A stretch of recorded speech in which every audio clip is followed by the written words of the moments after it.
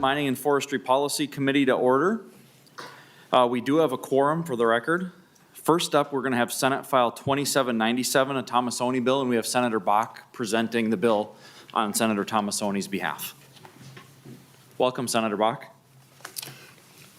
Thank you, Mr. Chairman, and I've been presenting some bills on behalf of Senator Tomassoni, and previously he's joined us by Zoom and has been able to comment on the bills, but unfortunately today he's actually testifying on his ALS bill over in the House at the same time that we're here. So he's unable, important as this is, he's unable to join us.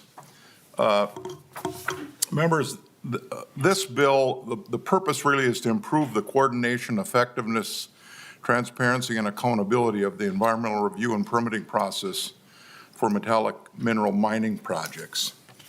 And even the federal government realized back during the Obama administration that the process that we had to go through to build out public infrastructure relative to transportation projects was flawed.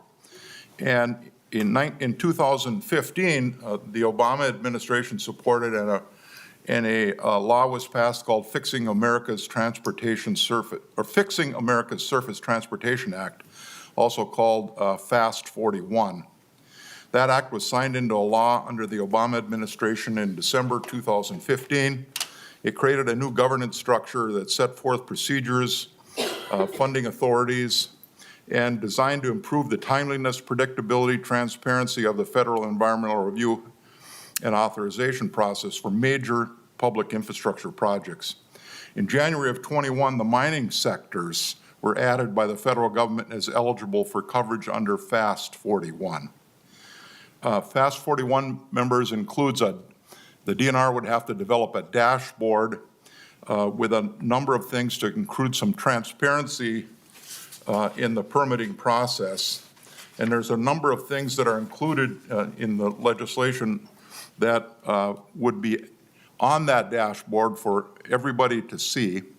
A description of the project, a description of the environmental reviews, the required local, state, and federal approvals, a comprehensive schedule for completion of the environmental review and permitting for the covered mining project, a description of the public hearings and opportunities to comment on the environmental review and permits for the project, access to environmental review and permitting information, descriptions of any agency actions taken and decisions made that materially affect the status of the environmental review or the permitting of the project, and then descriptions of the status of any litigation to which the state agency is party that is directly related to the project.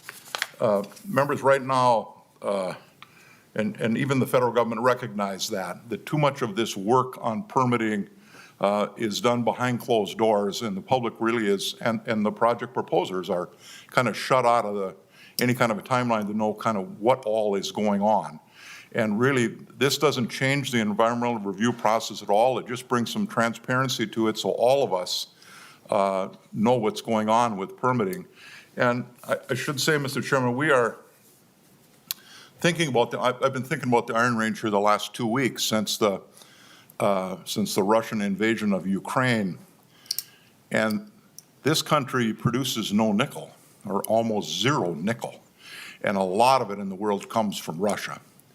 And not having a domestic supply of nickel puts our whole economy at risk, puts our medical device industry at risk. You wouldn't be able to buy a stainless steel appliance anymore. You have to add nickel to steel to build appliances. Puts all our military at some risk. Nickel is a component used in our military extensively. And I think what's going on right now with our reliance on other countries for all the rare earth metals is something that should give us some pause, the instability that we see going on in the world. And I just would remind everybody that the nickel deposit, the copper nickel deposit in northern Minnesota is the largest in North America. And there is a huge opportunity in Minnesota right now. There is significant global investment coming into this state for mineral development. And the best thing the state can do is to invite this investment, is to have a process that's transparent, provides certainty, and set realistic timelines that everybody understands. So, Mr. Chairman, that kind of concludes what I have to add about the bill. I think it's an important piece of legislation for our state and likely for our country. And I think it's interesting that even the Obama administration recognized that the permitting process didn't work for public transportation projects, infrastructure in our country. They modified the system for our transportation projects, as important as they are. But going forward, critical minerals could be much, much more important than replacing a bridge in a timely way. So I think this, the more transparent we can be with this process to assure foreign investment coming into this country that their project's going to get fair consideration, I think is something we all should want to do. Mr. Chairman, that concludes my remarks. I believe there's some people here who would like to testify in support of the bill.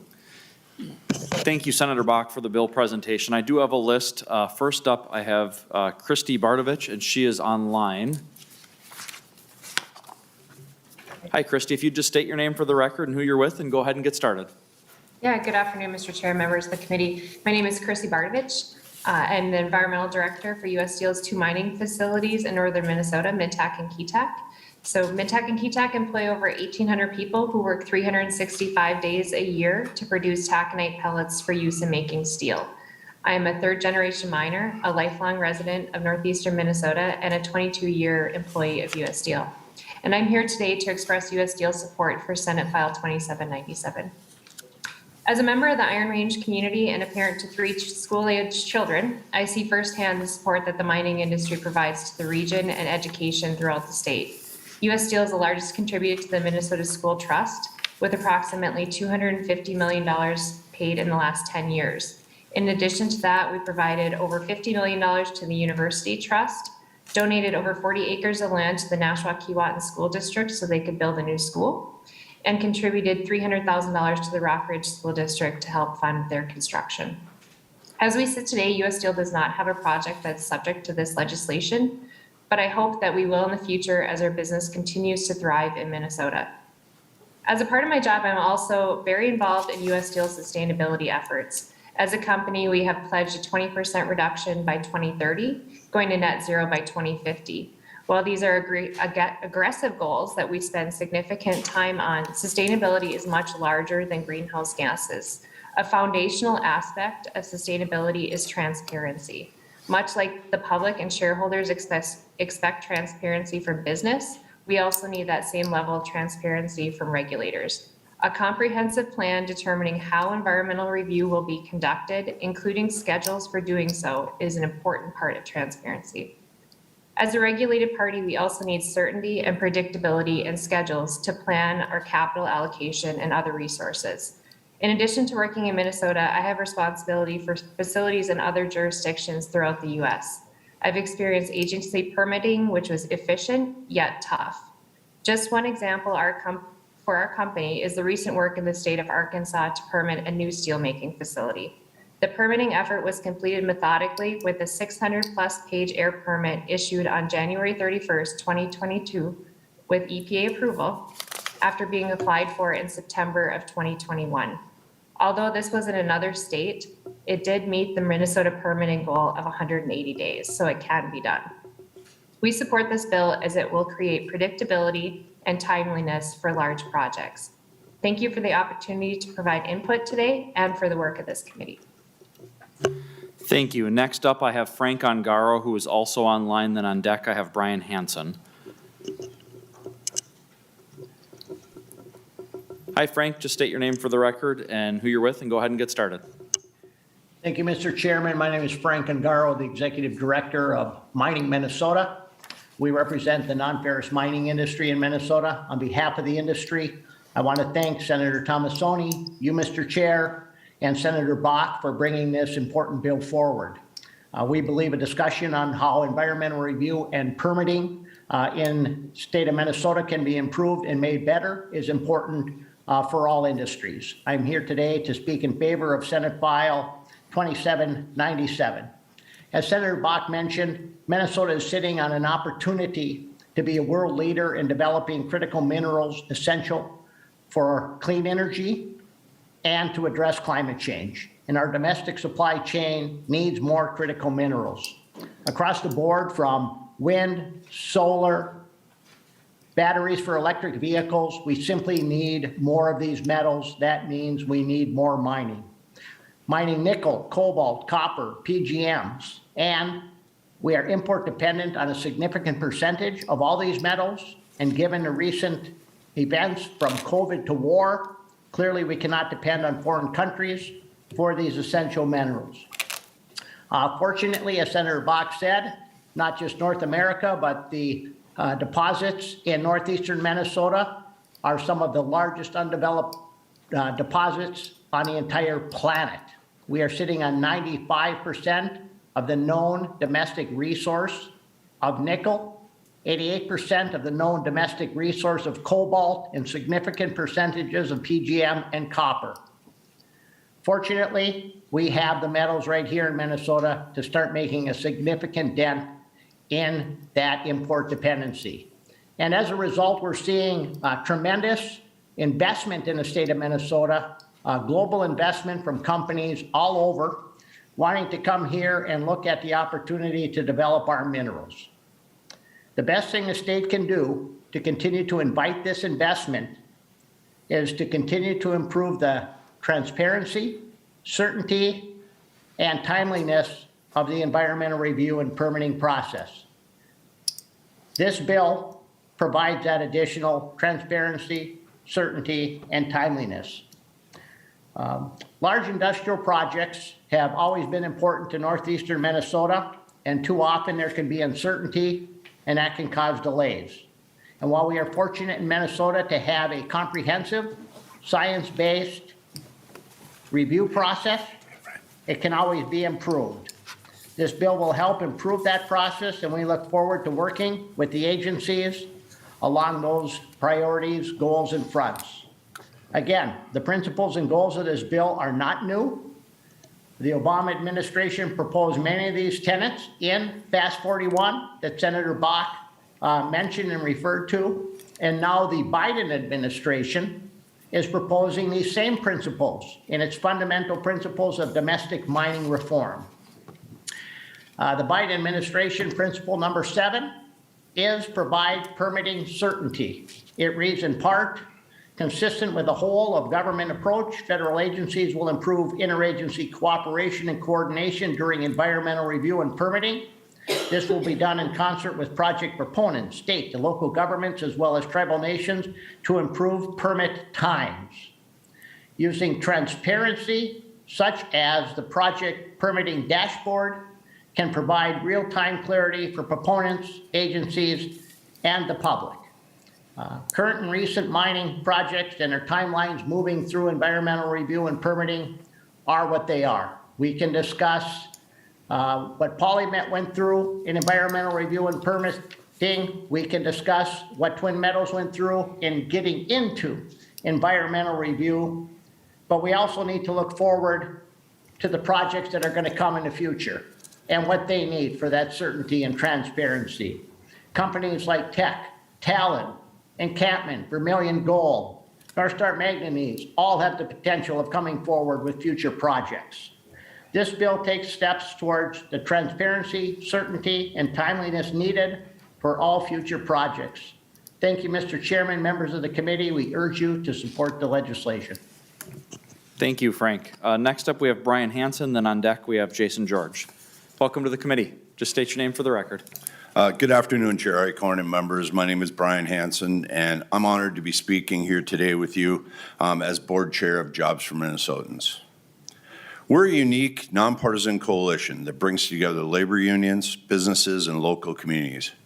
We represent over 70,000 members of the building trades, over 2,300 members of the Minnesota Chamber, and the 500,000 Minnesotans that they employ, along with hundreds more local chamber members, mayors, and residents of our state. Together, we founded this coalition in 2012 to support statewide opportunities for prosperity and advance middle-class jobs through responsible industrial projects. As a coalition, we have consistently advocated for a fair regulatory process, fair to the public, the government agencies, and investors alike. The three pillars of a fair process include transparency, predictability, and timeliness. Without any of these, the regulatory process loses credibility and fairness for projects that are being reviewed in our state. Minnesota is earning a worse and worse reputation as a location for responsible industrial projects. And unfortunately, it's becoming understandable. Currently, there's very little accountability to encourage state agencies to advance the review of proposed projects in a timely and fair manner. Couple that with the high-stakes games being played at the federal level, with proposed mining moratoriums and unjustified pulling of minerals leases, and it just gets worse. We've watched several mining project proposal timelines get moved to the right time after time, creating an unpredictable regulatory environment. The impact on investment in our state is chilling. This is particularly harmful in greater Minnesota, where new investment is so desperately needed. Yet, the companies keep their head up and they sojourn on because the opportunity here is so promising and the need is so great. As we've seen, agencies have the power to stall the advancement of the regulatory process for proposed mining projects. Sometimes, with a lack of any other rational justification, these tactics appear to be politically motivated.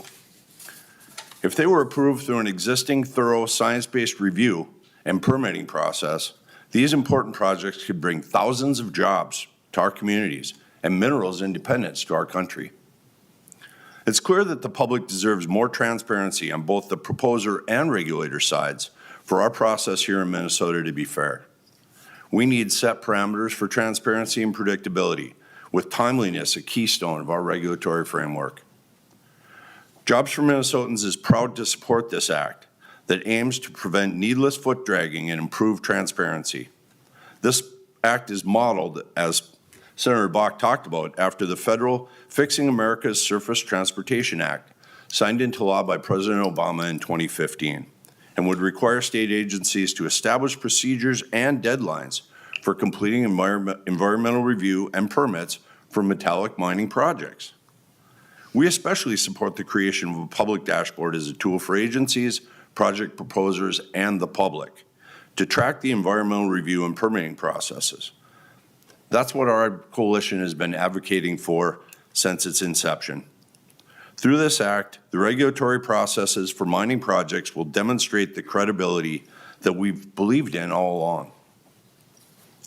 Mining has been the lifeblood in Northeast Minnesota for over 130 years, supporting workers and communities with safe, family-sustaining jobs. It has existed in harmony with our other core industries, forest products, transportation, healthcare, education, and tourism. It has existed all while protecting the environment. We need to allow mining investors the opportunity to prove they can both safely mine for minerals and protect the environment. This act will go a long way in helping to achieve just that. Thank you. I'll be happy to take any questions later. Thank you, appreciate that. If you can hang around as soon as we're done with testimony, then we'll open up for questions. Sounds good. Jason George, followed by Pat Maduri. Welcome, Jason.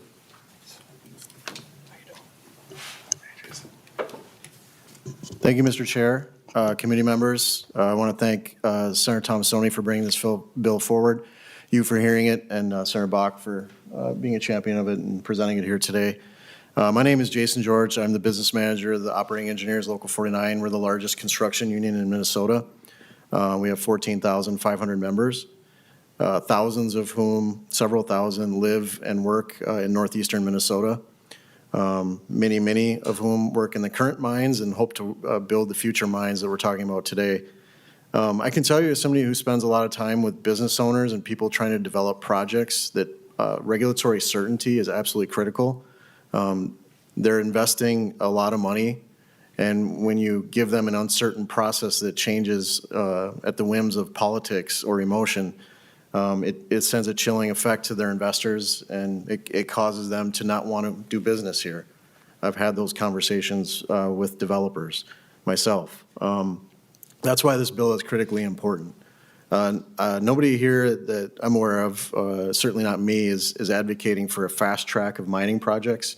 or that we skip any regulatory steps in the process.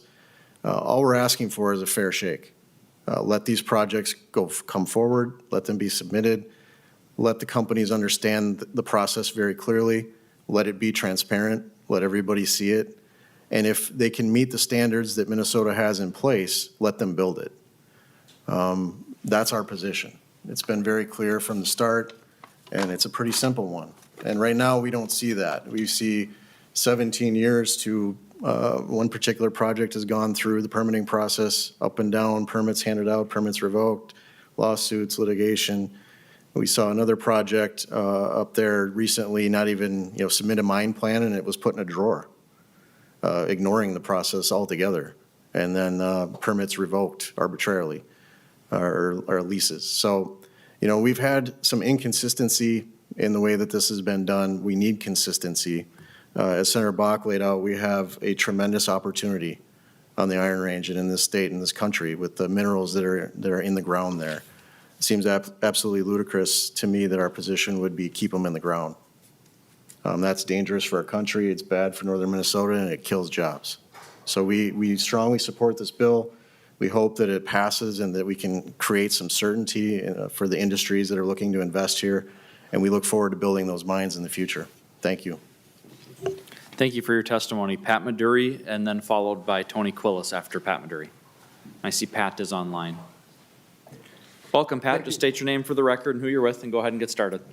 Thank you. Chairman Eichorn and members of the committee, my name is Pat Maduri. I reside in Grand Rapids, Minnesota.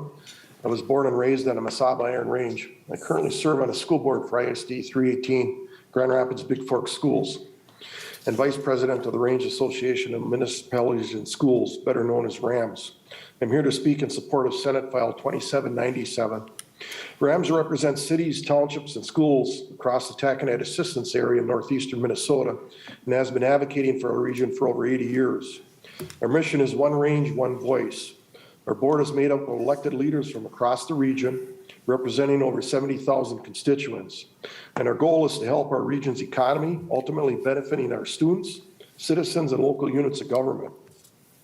The bill before you today is focusing on improving the coordination, effectiveness, transparency, and accountability of the environmental review and permitting process for metallic mineral mining projects. We are blessed to live in a part of the state that has tremendous natural resources. We have the cleanest water in the state while also having abundant forests and minerals.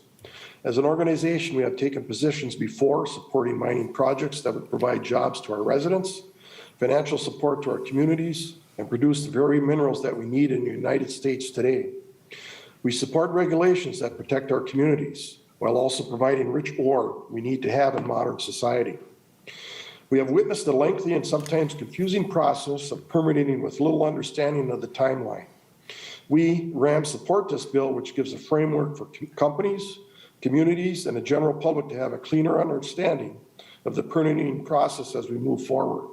This bill will provide clarity, certainty, moving forward so our communities have the opportunity to grow and prosper. Moreover, the ability to continue our rich history and the minor resources needed in the 21st century and beyond. On behalf of RAMS, we thank Senator Tomassoni as the author, as well as Senators Bach and Eichorn for moving this legislation forward. Thank you.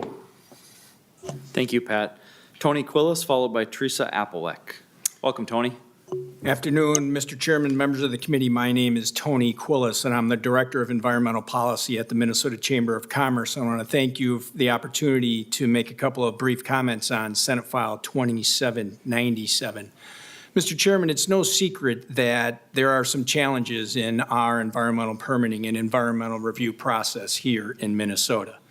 Minnesota businesses have expressed frustration and concern about the uncertainty and variability in this process, both the environmental review and environmental permitting. The three biggest things that I hear from our members are time, cost, and uncertainty. Mr. Chairman, a couple of months ago, I listened to a presentation from a trade association with a couple of site selectors. They either work for individual companies or they work for consultants to companies that are looking to expand or locate in the United States. And he put together a couple of his colleagues to get together to talk about what cause projects to be successful and what cause projects to not be successful. And one of the things they looked at when they looked at Minnesota, one of the things we're never going to be able to overcome, as beautiful as it is outside today, is our weather here in Minnesota. But one of the things that came up on the negative side and the challenges was our environmental permitting and environmental regulations.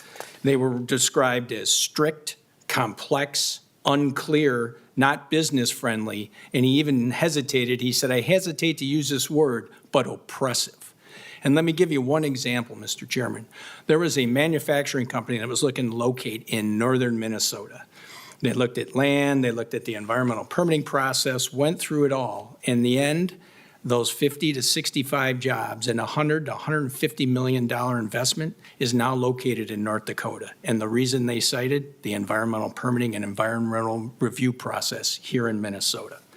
So, Mr. Chairman, the number one priority is we must protect the environment and natural resources of this state. We're blessed with 10,000 lakes, Lake Superior, 2 national parks.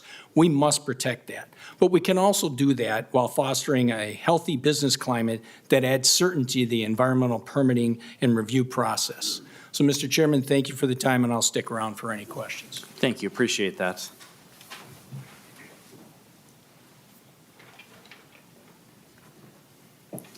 Welcome to the committee. Just state your name for the record, who you're with, and go ahead and get started. Then after you, the DNR will be next. Good afternoon, Mr. Chair and members. My name is Teresa Applewick. I'm the president of the Laurentian Chamber of Commerce, serving the Quad Cities of Eveleth, Gilbert, Virginia, Mountain Iron, and the surrounding region, based in Virginia, Minnesota. The Laurentian represents 600 community-based businesses and their thousands of employees in northeastern Minnesota. I'm here today to speak in favor of Senate File 2797. The iron mining industry has sustained our cities, schools, and businesses for nearly 140 years.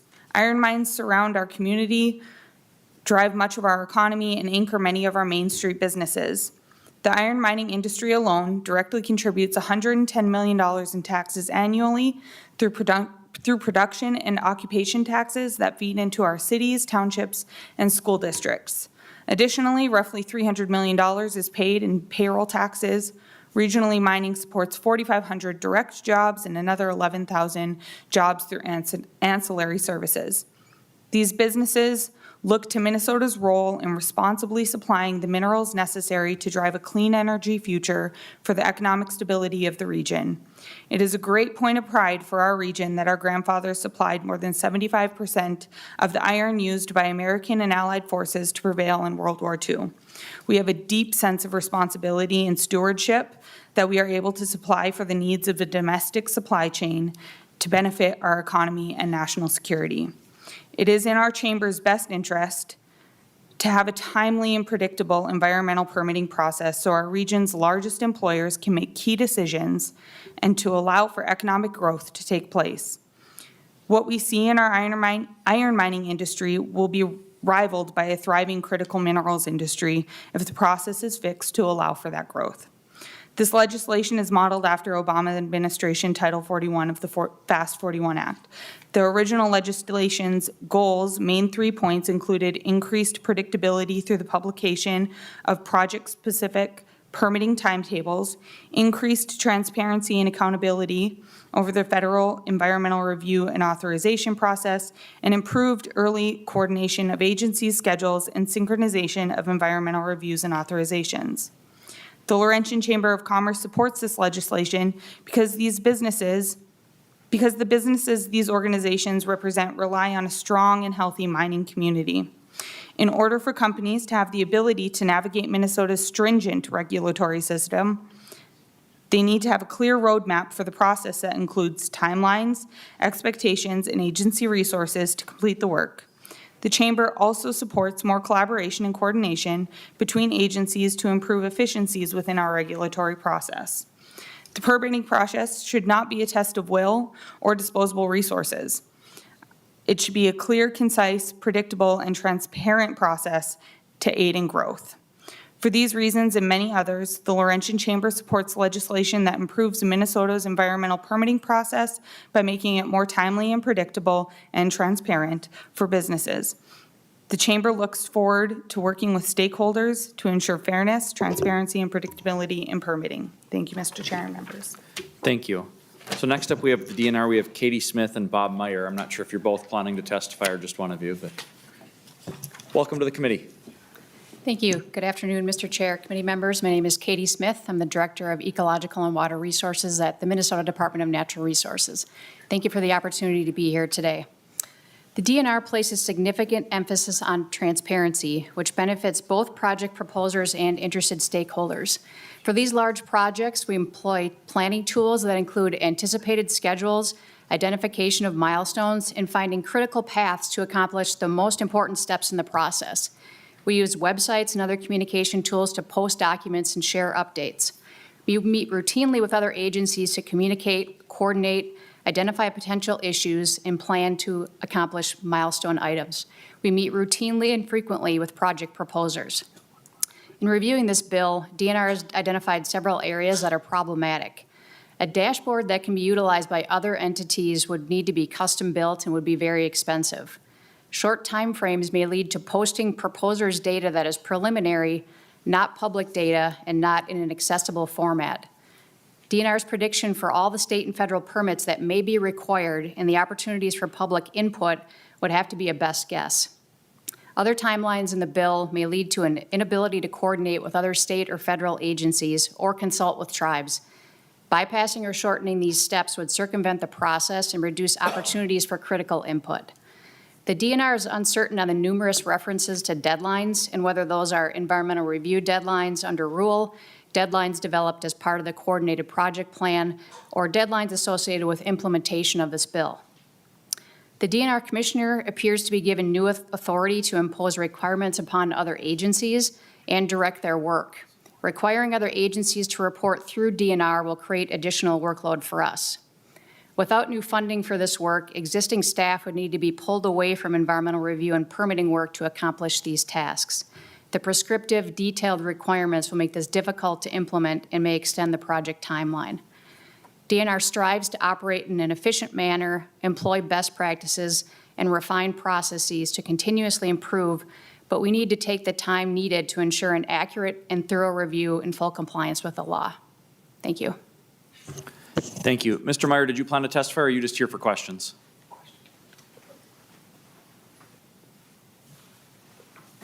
Welcome to the committee. Good afternoon, Chair. My name is Joe Henderson. I'm the Division Director for Lands and Minerals Division. So permitting would come for many of these mining projects from within the Division of Lands and Minerals. So for example, this would cover new ferrous and non-ferrous projects, as well as all of those that are required to have an EAW or an EIS, such as operation with a new pit or an expansion of 320 acres or more. I'm here more in support of some of the points that Director Smith made in that, specific language requiring the DNR no later than 30 days after a project is added to the dashboard to come up with a complete list of the permits applicable. If you recall back to Polymet and other large projects, there may be as many as 20 permits or approvals that are needed. And so, as Director Smith said, it would be a best guess that early in the process as to what permits the company would be applying for. And sometimes there's a substantial gap in time there. I want to reiterate or make a statement that, clearly we're in favor. I heard a lot of words like transparency, environmental protection, predictability, certainty, timeliness, strong business in Minnesota. We're in favor of those things also, but as Director Smith said also, the robust science-based, data-driven decisions, complying with all laws are also at the foundation of all of our decisions. So I just wanted to support comments that Director Smith made and stress the challenges that may be within some of the timelines and predicting, what opportunities and permits might be out there that early in the process. Thank you. Next up, we have Aaron Clems. And And that'll be the last testifier I have on the list, so we'll open it up for questions after Aaron's done. Welcome to the committee. Just state your name for the record and who you're with, and go ahead and get started. Thank you. Good afternoon, Senator Eichorn, members of the committee. My name is Aaron Clems, and I am the Chief Strategy Officer at the Minnesota Center for Environmental Advocacy, a statewide nonprofit organization with offices in Duluth and St. Paul and over nearly 50 years of experience using law and science to protect Minnesota's environment. MCA has significant concerns about SF 2797 for reasons I'll outline, but there are several sections of the bills that we support, including Section 3, establishing an environmental review and permitting dashboard. This is a good policy. We've already seen implemented for high-profile proposals such as polymet and twin metals. Providing clear and accessible information is critical for public engagement, and the approach outlined in this section of the bill is something that the DNR and other state agencies should adopt regardless of whether this bill advances. Indeed, they already have that authority and appear to be using it. I've heard a lot of testifiers say this bill is to harmonize state and federal processes, and we welcome the inclusion of the Biden-Harris administration's fundamental principles for domestic mining reform in this discussion, which was included in your packet today. The materials included in the packet, though, focus on just one of 11 principles, and I want to highlight a few of the other principles that are in that document, including prioritize recycling, reuse, and efficient use of critical minerals. That these should be prioritized and relied upon where possible before developing new sources. Conduct comprehensive planning and making it clear that any legislative reforms must ensure that environmental safeguards are not circumvented, repealed, or weakened for the purposes of mining, regardless of the importance of the targeted resource. Protect special places. Some areas must be off limits to mining and protected from mining impacts. And lastly, solicit community input and conduct tribal consultation, that there must be regular, meaningful, and robust consultation with tribal nations. There must also be regular, robust, and meaningful project-level public engagement processes prior to any key decision-making. SF 2797 seems to assume that all mining proposals are permittable under Minnesota and federal law, and that it is the job of state agencies to approve these proposals under a specific time frame. The bill mentions tribal agency cooperation, but does not require the government-to-government consultation needed to protect tribal resources and ensure that tribal water quality standards downstream are met. And if this committee is using the Biden-Harris principles to evaluate our approach, I would suggest that we look at all of them and not just one part. I've heard the word certainty a lot today, and Minnesota agencies must maintain their ability to say no if a proposal does not meet the requirements of Minnesota and federal law. And in fact, I do applaud the fact that that's included in this legislation, that this does not repeal or limit any of those environmental protections. Often an environmental review deadline in these very complex mining proposals need to be adjusted for good reasons that are not in the control of an agency. For example, it could be because a proposal does not meet standards and therefore must be redesigned, which was exactly what happened in 2010 with the Polymet Environmental Impact Statement, the draft Environmental Impact Statement. Sometimes project proposers make significant changes in the middle of an environmental review process, which can also delay environmental review because you have to go back and redo that work. So placing deadlines in statute does no favor for the agencies that are doing this work, for the mining companies that are proposing it, or for other stakeholders that have significant concerns about proposals. The difference between receiving 50,000 comments on an environmental impact statement, for example, versus 50 is something that needs to be accounted for in any legislation. MCA supports the principle of agency coordination on these complex mining proposals. However, SF 2797 would make effective coordination more challenging, especially where there are joint federal-state environmental reviews proposed. When there are different timelines for federal and state review, executing agreements across levels of government will be made more difficult. We've already seen this happen once in the environmental review of the Twin Metals proposal, which recently ended in response to the revocation of federal mineral leases.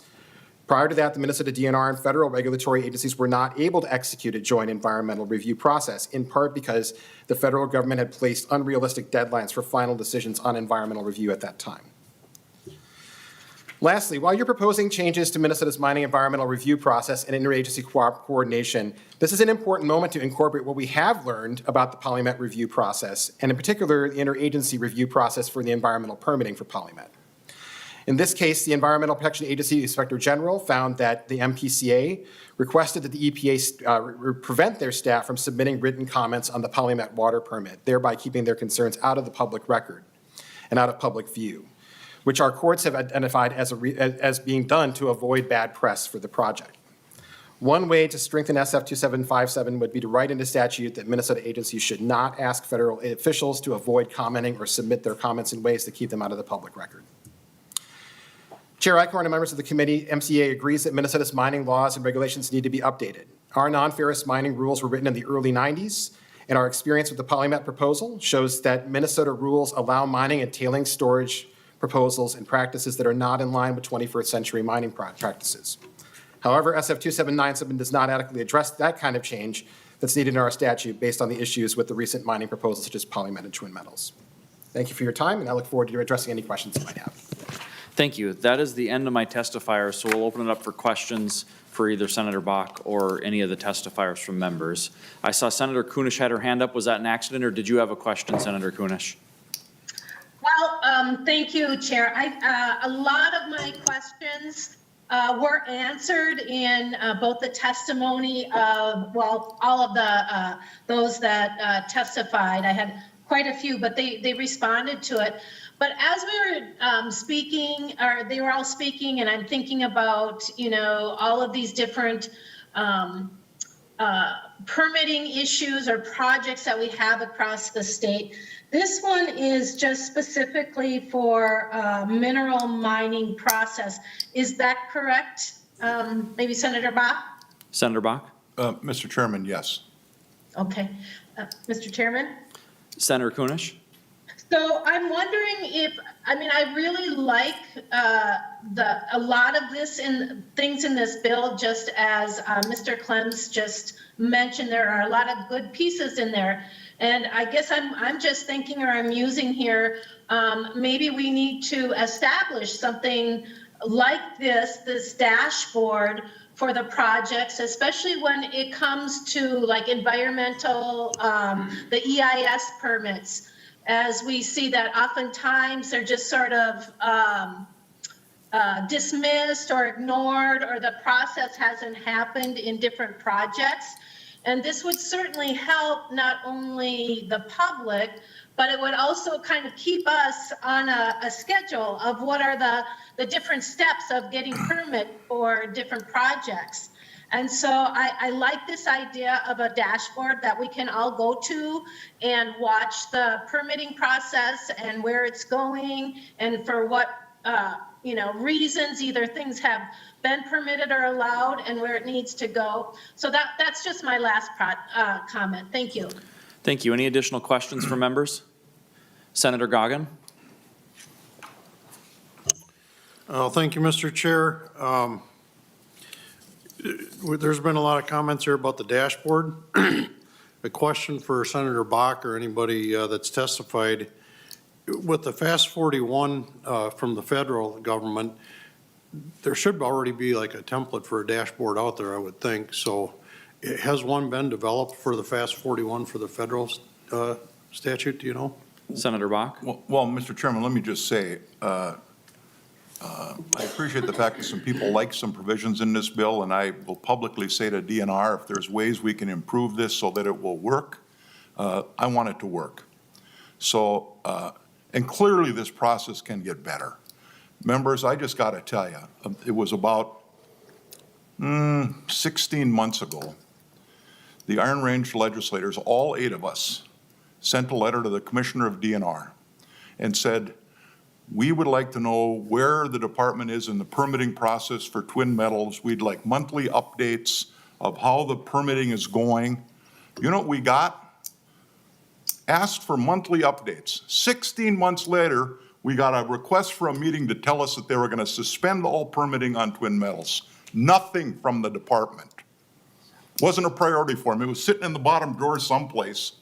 It's disgusting how things get buried over at the, and it's not just DNR, it's in state departments in general. And I just want to remind everybody, and I don't know what's wrong in our country, but there's something wrong. Maybe it's our educational system, maybe it's us as parents, but we've just become so disconnected as a society from the land. Everything that sustains life is either growing or mined. That's it. It's that simple. Cub Foods doesn't grow the milk in the back room someplace, and you don't get, the Chevy dealer doesn't just turn the car out in the garage. It's steel. It's steel.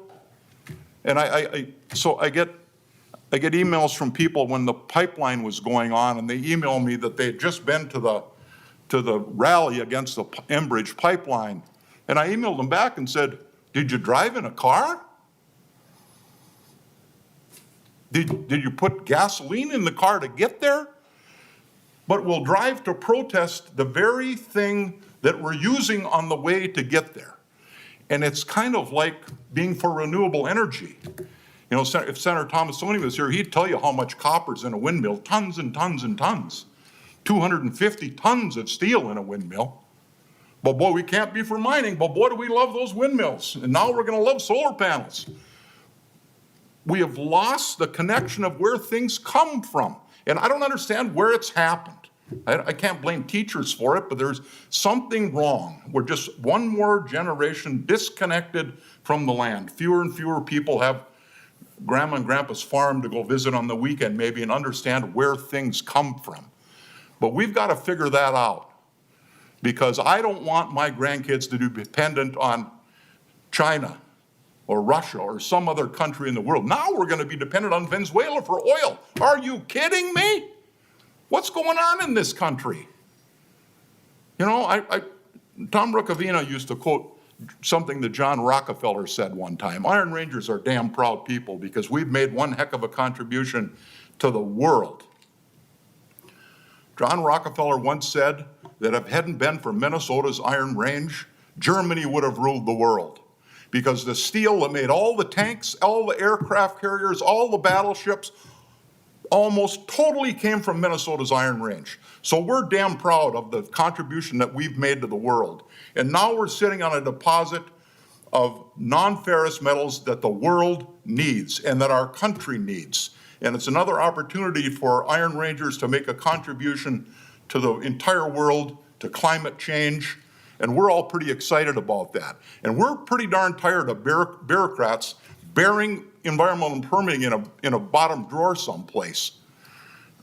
You know, we've been mining in northern Minnesota. It started in my district in 1881, 142 years. And you know where the cleanest water and the cleanest air in this entire state is? The very place where this mining is taking place. 142 years later. You know, I don't know what it's going to take. Maybe when we don't have any nickel because we can't get it from Russia anymore. And the fact that how that nickel is going to affect our economy. Maybe when we don't have any cell phones because those 26 metals that are in this thing, we can't get from China anymore. Maybe at some point Americans are going to look around and say, boy, maybe we should bring some of that production back home for our own national security. So, Mr. Chairman, I've seen projects get away because of Minnesota's environmental permitting. Projects, it's so hard to make things happen in rural towns. I was at the governor's residence with the governor and the CEO of Cleveland Cliffs when Cleveland Cliffs wanted to build a hot briquetted iron, pig iron plant, big project, $700 million project. And I watched across the table, the CEO ask the governor of the state of Minnesota, how long will it take you to get me permits to build this hot briquetted iron plant in Minnesota? His ore is here, up in Babbitt and Hibbing, Evelyn and Virginia. It's got 4 mines. How long will it take me to get a permit? I want to build a hot briquetted iron plant to feed the electric arc furnace technology. And Governor Dayton couldn't give him an answer. And you know what the CEO said? The governor of Ohio has promised me he will get me permits to build a plant in 6 months. And you know what happened? The plant got built in Ohio. Timing matters. This kind of development is critically important to our country's future, to my grandkids' future, and why we can't mine it here. You know, when we've been doing it for 142 years and still have the cleanest water and the cleanest air in the state, I think it's very hypocritical for people to be against mining and then use all the benefits of it every day. All the people against it, they're gonna go home tonight and they're gonna turn on their hot water faucet or their cold water faucet, and all that water's gonna run through copper pipes. They're gonna flip on the light switch and that electricity's gonna run through copper wire. Oh, but boy, we can't mine copper. Where do you think it's gonna come from? As this world industrializes, the demand for these kind of metals is only going to increase. And we'll recycle everything we can recycle. But as mines get mined out, new mines have to be developed. So, Mr. Chairman, thank you for the time. And I just, one time way back when I was in the House, I went on a rant a little bit like this, and I told the committee members, I said, when you get in your car and you go home tonight, and you look through that windshield on that hood, that's Minnesota iron ore. Because that steel has to have no impurities in it. It's got to be virgin steel because it has to hold a finished coat of paint. That's Minnesota iron ore made possible by mining. That's how your car is made possible. And when you get home and you get in the comforts of your home, just think about the wood, the trees that went into building that. Flip on the light switch, turn on the faucet, all metals, all either grown or mined. That's what sustains life in this country and on our planet. And we all got to spend some time thinking about that, because that is it. It's either grown or it's mined or there's no life on this planet. And so after I finished talking about their wood houses and the steel in their cars, I told them, when you get up in the morning and you pour the milk on your children's cereal, you ask them where that milk came from. And if they tell you Cub Foods, you tell them it came from a cow. And that's just the reality. Everything comes from the ground. And so I just want people to think about that as we move forward. I'm near the end of my career here before too long. I got more years behind me than ahead of me, I think. But we got to have an attitude adjustment in this country, and depending on other countries for all these rare earth metals where you got child labor and no environmental laws, we should be ashamed of ourselves that somehow we think that's how we should get those metals. We should just be ashamed of ourselves as a country that we're going to exploit other places around the world so that we can have the amenities that we want to have when we have those resources right here in our own country, and in the case of Minnesota, in our own state. And as I've talked to people about down here in the Twin Cities about twin metals, I have not found one person that knows that's an underground mine. Not one. Not a one. Everyone thinks we're going to tear up the landscape. Well, you know what? The entire city of Ely is built on an underground mine, the Pioneer Mine, one of the mines that won World War II. The entire town of Chisholm, the entire town of Tower Sedan, there's a lot of underground mines in northern Minnesota from the iron ore days. Today, they're all full of water. Tremendous resource down there, a geothermal resource. We'll figure out how to dispose of the waste. Nobody wants the environment cleaner more than those of us that live there. Nobody. And I know you can be self-righteous and live down here and say, oh, we have to protect northern Minnesota. Let me tell you, I know you care about it. You come up there a couple times a year to vacation with your friends or family and you build great memories. But those of us that live there, we don't want to pollute it and we're not going to accept it. And we haven't accepted it for 142 years of mining. And we're not going to accept it going forward either. Nobody wants to take care of the environment in northern Minnesota more than those of us that live there. And those of us, especially like me, that have grandkids that are hopefully going to be able to live there and hopefully have a job and have a support a family there. So, Mr. Chairman, that concludes my comments, and I'll say it again. If the DNR thinks there's some ways we can make this work better, then I'm all in to amend this bill. But you don't get to just throw permit applications in the bottom drawer anymore. And even when 8 legislators write you a letter and ask for a monthly update, you get nothing for over a year. That's unacceptable. That's a bureaucracy that's not accountable to the representatives of the people. And we've got to get some transparency in this process so that those of us that are representatives of the people and the general public know what's going on. because these projects are critically important to our country's future. Thank you, Mr. Chairman. Thank you, Senator Bach. And as you were speaking, Senator Isaacson's hand went up, so I just wanted to give him a chance to ask a question All right. as well. I don't know if it's for you or for one of the testifiers, but Senator Isaacson.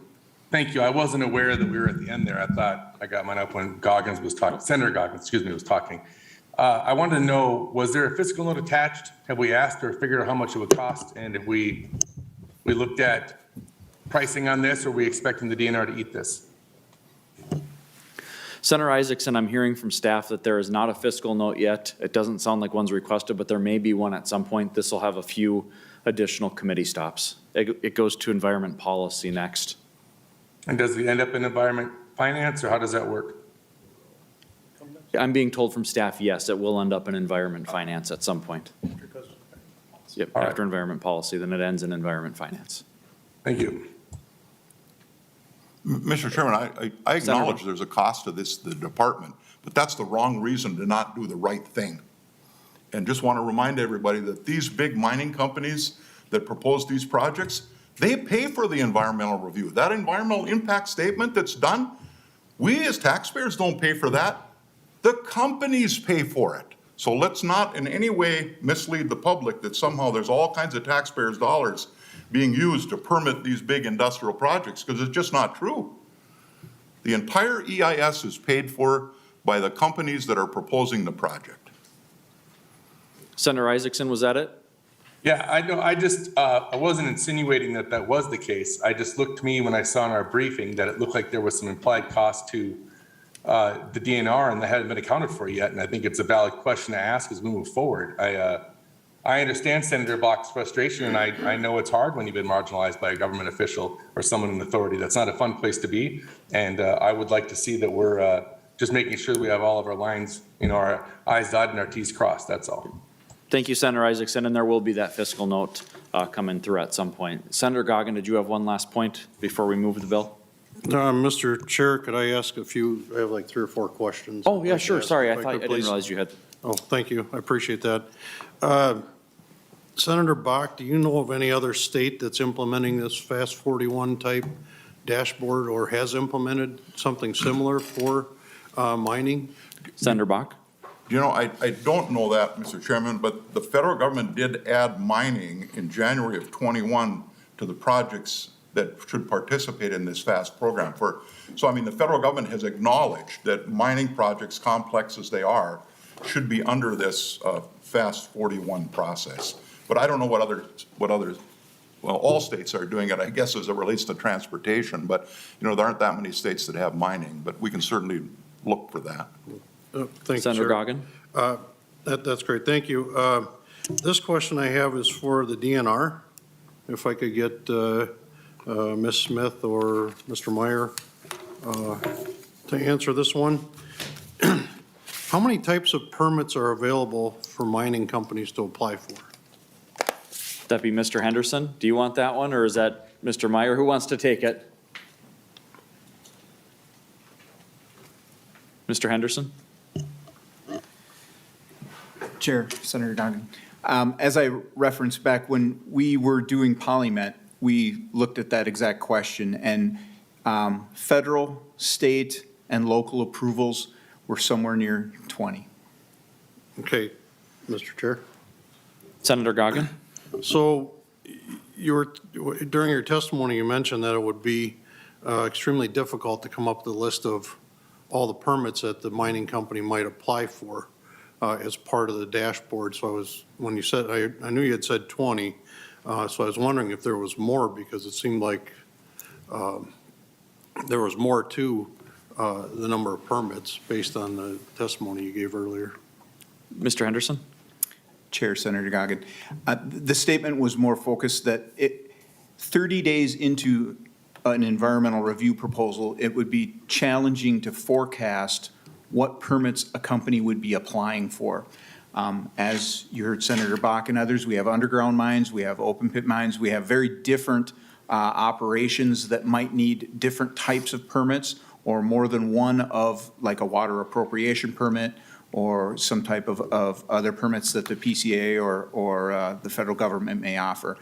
And So the point I wanted to make is that early in a project, it would be really challenging to anticipate how many of those 20 or more permits they would need, and then what opportunities would have to, for public input and hearings would be afforded by each one of those permits. Senator Goggin? Okay, well, thank you. This next question is for Senator Bach and Mr. Henderson, I guess.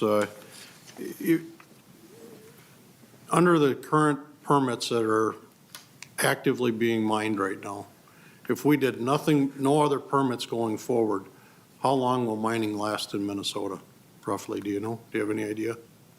Mr. Henderson or Senator Bach? Whoever wants Well, to take I that. can tell you, under the current technology in iron ore mining, current technology, the big pits aren't filled back in. They fill up with water. And the reason for that is at today's steel prices, they only mine down to a certain ore content. And then if the ore body has a lower content of iron ore in the iron-bearing rock, they don't mine that because today's technology it's not efficient as today's prices for steel. But with today's technology in steel, in mining and steel making, it's about, I'm told, known deposits about a 200-year mine life. And I can't speak to the non-ferrous reserve. I suspect it's probably longer than that. Mr. Henderson, any comment from you? I am not going to argue with that. If I were to say anything, I would argue that it could potentially be longer. One last question, Mr. Right. Chair. Senator Goggin? And I open this up to Senator Bach, the DNR, any of our testifiers. Is 17 years, do you consider that an appropriate time for permit to take, for permitting process? Is 17 years an appropriate number of years, or it should be more, should it be less? Sounds like a Senator good Bach? question for the DNR. Chairman, Senator Goggin. No, in this instance, though, you heard people talking about the 17-year example, I think, is Polymet. And you heard what happened there, and Director Smith or others can comment back in, that there was, for lack of a better term, there was a redo that needed to occur in environmental review. And it would have been much better if, in fact, that project would have come in with some of the additional detail needed that it had in the end. And that timeline would have been much shorter. Senator Goggin? No, I'm done with my questions, sir. But I would like to request a roll call on this bill, if I could, please. Roll call requested, roll call granted. His hand up. He doesn't, okay. So with that, Senator Goggin moves that Senate File 2797 do here pass the committee and be sent to the Committee on Environment, Policy, and Legacy Finance. There was a roll call requested and a roll call granted. With that, the committee legislative assistant will take the roll. When he's ready, he's pretty close.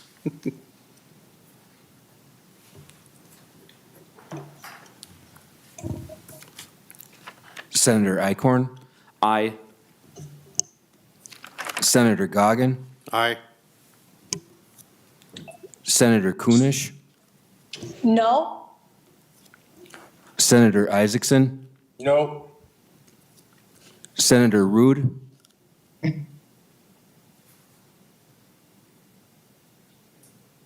Senator Rude, we were unable to hear your vote. Aye. Got it. Thank you, we got it this time. thank you, Senator.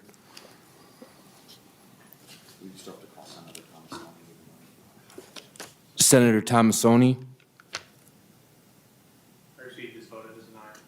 Okay, sorry.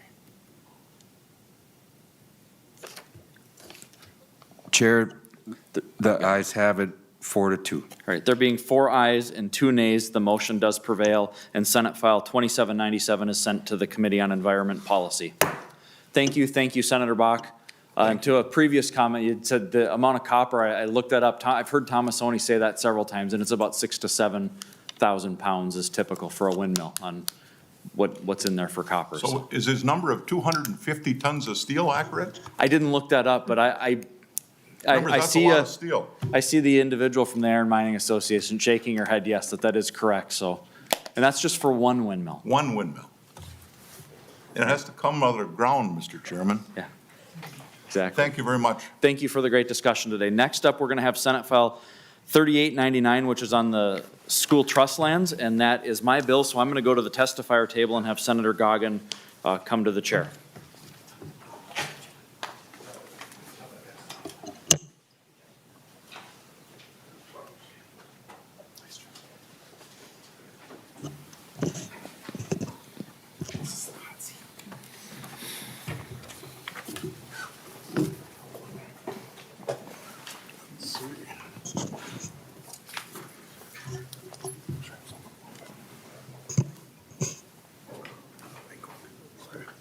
All right. So we'll have Senator Eichorn is going to move Senate File 3899, the School Trust Lands Bill. And this will be moving on to Energy or Environment Policy Committee after this, correct, Senator Eichorn?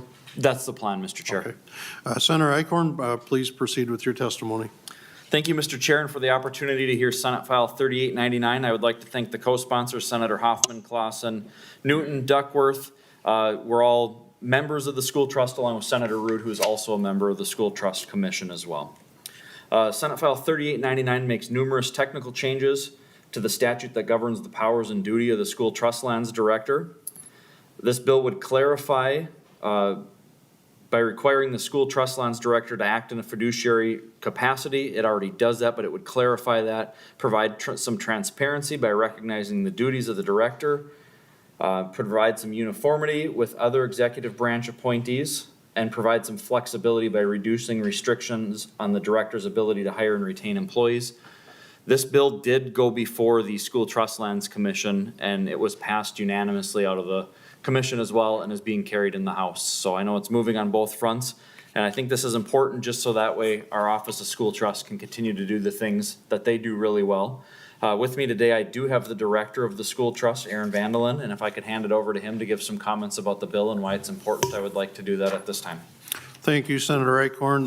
Mr. Vandelin, if you state your name for the record and begin your testimony, please. Thank you, Mr. Chair, and thank you, members, and a special thanks to our Permanent School Fund Commission members and Senator Eichorn again for carrying this bill and authoring it as we have introduced this bill a couple of years ago. I can walk through the bill for the committee if you'd like. I think Senator Eichorn's explanation was pretty much right on what we're trying to accomplish. I would say that there's two recommendations from an Office of Legislative Auditor Special Review from 2020 that this bill addresses, that we need a statutory change to address. Those two pieces in the bill relate to the School Trust Lands Director's ability to initiate or evaluate and initiate real estate development projects. We don't have authority to do that, so the bill would change that so that we would do so in conjunction with the Permanent School Fund and the DNR. And the other piece that was an OLA recommendation that needed to be addressed was whether or not the School Trust Director had an affirmative duty to serve as a trustee, or excuse me, to serve in a temporary trustee's status when the state is either condemning school trust lands or doing an internal land exchange. So we've made that adjustment in the language as well. Now it says the School Trust Director shall serve as temporary trustee. The other pieces of the bill, really, I mean, we've, in the first section, we just removed some obsolete language. The date has passed. As Senator Eichorn mentioned, this would require the School Trust Lands Director to act in a fiduciary capacity and remove the oath of office language. It's statute right now, the School Trust Director is the only appointed person that has to take an oath of office. So just trying to get that cleaned up a little bit. The rest of the main body of the bill is really just a reorganization of what our statutory duties are. My duties, or the director's duties, excuse me, we're were found in various statutes, whether it was Chapter 94, 84, or 127A. So we've consolidated all of them into one statute and reorganized what our duties are to whether it's a legislative branch duty or an executive branch duty. And then the final thing that I'd like to point out is that it does provide my office or the director the ability and some flexibility to hire staff. Right now, staff are in unclassified service, and I can only hire 5 staff. Since my appointment in September of 2015, I have hired 1.5 FTEs. We run a pretty lean ship. This would, and they can only serve in unclassified service. So what I've been told from the HR front is that those unclassified positions can only last for 5 years. So I would continually have to go through and rehire or retrain staff or put them in different positions.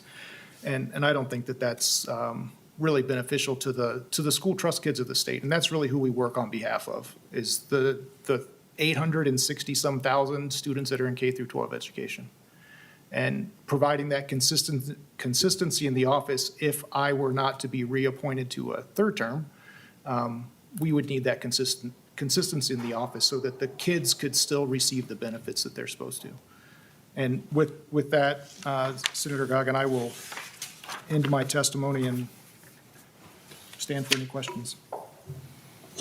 Thank you, sir. I appreciate that. And I appreciate your ability to run a lean ship and in the past. But I do understand your need to ensure you have consistency within your team to ensure that we're giving the best value to our students across the state. So thank you very much for that. Do we have any questions from the panel here? Any senators have any questions for either Senator Eichorn or our testifier? Where is the authority to keep the staff on the classified staff? I just wonder where in the bill that's referenced. Mr. Vanderland, can you just show us in the bill where it's referenced on the works on the unclassified team members of your group? It should be, actually, the bill that I'm looking at that I have in front of me, Mr. Chair, does not have the third page. This is page 3. Or the last page, let's see. I was going to say the bill I have doesn't have. I'm sorry, I do have it. I'm sorry, Senator, I do have it. It's online, 3.12 and 3.13. So in carrying out the duties under paragraph A, the school trust lands director, it's right now says shall have the authority. We're changing that to may establish job descriptions and employ staff within the limitations of the money appropriated to the director. And as I mentioned, it originally gave the director the authority to hire 5 in the unclassified service. And I can tell you, Mr. Chair, that we have actually returned part of our appropriations because we have not spent that money. It's better to go back to the permanent school fund, be invested in, and distribute it out to the students. So we've done that on a pretty consistent basis. Thank you for that clarification, sir. Appreciate that. I apologize, I couldn't find it right away. I was looking at the very bottom. I do not see any questions from our other senators on the screen here. So with that, Senator Eichorn, I'll turn it over to you for final comments. Thank you, Mr. Chair. And again, this is a small, important step so that the Office of School Trust Lands can continue to do the great work they're doing for the school children of Minnesota. We appreciate the opportunity to have the discussion today.